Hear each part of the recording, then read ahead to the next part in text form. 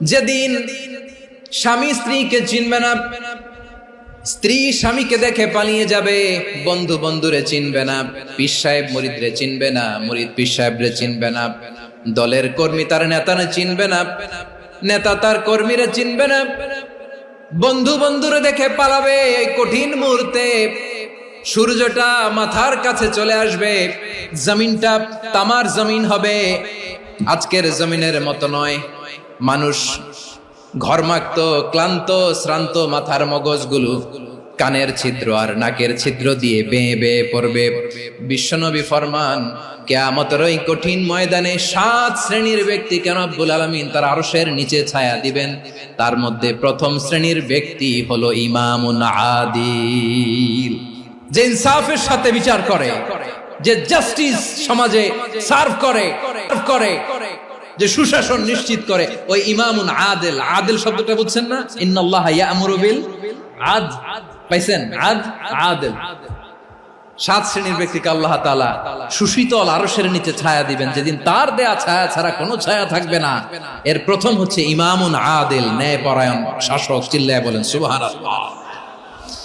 আবার বিশ্বনবী বললেন, ইন্নাল মুকসিতিনা ইনদাল্লাহি আলা মানাবিরা মিন নূর আন ইয়ামিনির রহমান। কিয়ামতের দিন যারা ন্যায় পরায়ণ হিসেবে আল্লাহর সামনে দাঁড়াবে, কিয়ামতের দিন রব্বুল আলামিন তার আরশের ডান দিকে ওই ন্যায় পরায়ণ লোকদের জন্য আরশের ডান দিকে একটা নূরের মিম্বারে তাদেরকে বসার সুযোগ করে দিবে। আল্লাহর আরশের ডান দিকে ন্যায় পরায়ণ লোকদের জন্য আল্লাহ তাআলা নূরের মিম্বার বানাবে। 4টে কেন কথা মনে করেছেন? আল আদাল, জাস্টিস। ইন্নাল্লাহা ইয়া'মুরু বিল আদল। আল্লাহ তাআলা এই আদালতের নির্দেশনা দেন, সুবিচার, সুশাসন। প্রিয় ভাইয়েরা, এটা আমরা বাংলাদেশে চাই কি চাই না? এই যে অরাজকতা, এই যে অন্যায়, এই যে জুলুম, এই যে ইনকনসিস্টেন্সি সমাজের অসঙ্গতির প্রধান কারণ জাস্টিস নাই, সুবিচার নাই, সুশাসন নাই।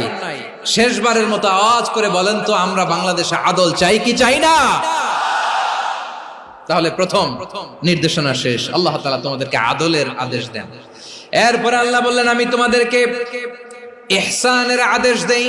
ইন্নাল্লাহা ইয়া'মুরু বিল আদলি ওয়াল ইহসান। আমি তোমাদেরকে যেমনি আদলের নির্দেশনা দেই, তেমনি ভাবে তোমাদেরকে ইহসানের নির্দেশনা দেই। ইহসান, আওয়াজ করে সবাই বলেন তো ইহসান। ইহসান মানে কারো প্রতি সফট হার্টেড হওয়া, মহানুভব হওয়া, অনুগ্রহ পরায়ণ হওয়া, অনুগ্রহশীল হওয়া, একে অপরের প্রতি দয়াদ্র হওয়া।